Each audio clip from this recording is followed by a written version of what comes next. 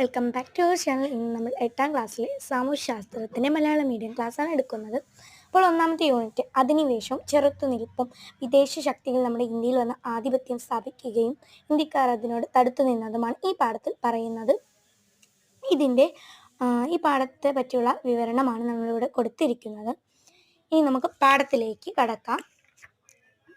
പാഠത്തിലേക്ക് കടക്കുകയാണെന്നുണ്ടെങ്കിൽ നിങ്ങൾക്ക് ആദ്യം തന്നെ എന്താ പറയുക, ഫസ്റ്റിലെ പേജിൽ ഒരു ബുക്ക് കൊടുത്തിട്ടുണ്ടല്ലേ, ബുക്കിൽ പേജ് പോലെ കൊടുത്തിട്ടുണ്ട്. അപ്പം ഇംഗ്ലീഷ് ഈസ്റ്റ് ഇന്ത്യ കമ്പനി അതിൻ്റെ ആദ്യത്തെ കപ്പൽ ഇന്ത്യയിലേക്ക് അയക്കുന്നത് 1601 ഏപ്രിലായിരുന്നു. 18 മാസങ്ങൾക്ക് ശേഷം 4 കപ്പലുകളും തിരിച്ചവിടെ എത്തി.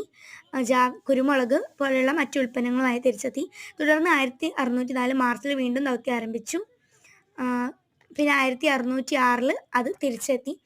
അതേപോലെ പ്രാചീന കാലം മുതൽ യൂറോപ്യർക്ക് നമ്മുടെ ഇതര ഭാഗങ്ങളായിട്ട് എന്തുണ്ടായിരുന്നു, വ്യാപാര ബന്ധം ഉണ്ടായിരുന്നു. ഇതിൽ ഏഷ്യയും പെട്ടിരുന്നു.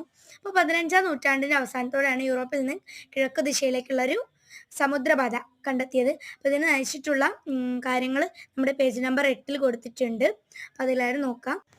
അപ്പോൾ ഈ പേജ് നമ്പർ 8 ചെക്ക് ചെയ്യുക. അടുത്തത് പോർച്ചുഗീസുകാർ ഇന്ത്യയിലേക്കുള്ള യാത്രയാണ്. 1498 കോഴിക്കോടിന് സമീപമുള്ള കാപ്പാട് എന്ന സ്ഥലത്താണ് വാസ്കോഡ് ഗാമ എത്തിച്ചേർന്നത്. അപ്പോൾ വാസ്കോഡ് ഗാമയാണ് ആദ്യ പോർച്ചുഗീസുകാരൻ നമ്മുടെ ഇന്ത്യയിലെത്തിയിട്ടുള്ള. അക്കാലത്ത് കോഴിക്കോട് ഭരിച്ചിരുന്നത് സാമൂതിരി രാജവംശമായിരുന്നു. അറബികളായിരുന്നു കോഴിക്കോടുമായുള്ള വിദേശ വ്യാപാര ബന്ധം നിയന്ത്രിച്ചിരുന്നത്. അപ്പോൾ ഈ ഒരു വാസ്കോഡ് ഗാമ ചെന്നിട്ട് സാമൂതിരിയോട് പറഞ്ഞു, ഈ അവകാശം വിദേശ വ്യാപാര നിയന്ത്രണ ബന്ധം പോർച്ചുഗീസുകാർക്ക് തരണമെന്ന്. സാമൂതിരി അത് അനുവദിച്ചു. അതേ തുടർന്ന് ഇവർ കണ്ണൂരിലെ രാജാവായിരുന്നു കോലത്തിരിയുടെ അടുത്ത് നിന്ന് അനുവാദം വാങ്ങി അവിടെ എന്ത് ചെയ്തു, ഒരു കച്ചവടം തുടങ്ങി. എന്നിട്ട് അവർ കുരുമുളക് ഉൾപ്പെടെയുള്ള സംഭവങ്ങൾ ശേഖരിച്ച് അവർ തിരിച്ചു മടങ്ങിയല്ലേ. അതേപോലെ 9ാമത്തെ പേജിൽ കുഞ്ഞാലി മരക്കാർമാരെ പറ്റി പറയുന്നുണ്ട്. സാമൂതിരിയുടെ നാവിക തലവനാണ് കുഞ്ഞാലി മരക്കാർമാർ. ഇതൊരു സ്ഥാനപ്പേരായിരുന്നു. 4 പേരായിരുന്നു വ്യത്യസ്ത കാലഘട്ടങ്ങളിൽ ഇത് ഭരിച്ചിരുന്നത്. അപ്പം പിന്നെ പോർച്ചുഗീസുമാരുമായുള്ള ബന്ധത്തിൻ്റെ ഫലമാണിത്. മേശ, കസേര, അലമാര, ജനൽ, പേന, ചാക്ക്. ഇനി അത് കഴിഞ്ഞിട്ട് കുറേ സംഭവങ്ങൾ ഇവർ കാരണം നടന്നിട്ടുണ്ട്. ഇത് പേജ് നമ്പർ 10ലും 11ലും ഉണ്ട്. പിന്നെ ഇത് കഴിഞ്ഞിട്ട് വന്നിട്ടുള്ള ഡച്ചുകാർ, ഹോളണ്ടുകാർ അല്ലെങ്കിൽ നെതർലാൻഡ്സ് എന്നുള്ളവരായിരുന്നു ഡച്ചുകാർ. അപ്പോൾ ഇവരുടെ അധീനതയിൽ ഉണ്ടായിരുന്ന നാഗപട്ടണം, ബറോച്ച്, അഹമ്മദാബാദ്, ചിൻസുര എന്നിവയായിരുന്നു ഇവരുടെ പ്രധാന വാണിജ്യ കേന്ദ്രങ്ങൾ.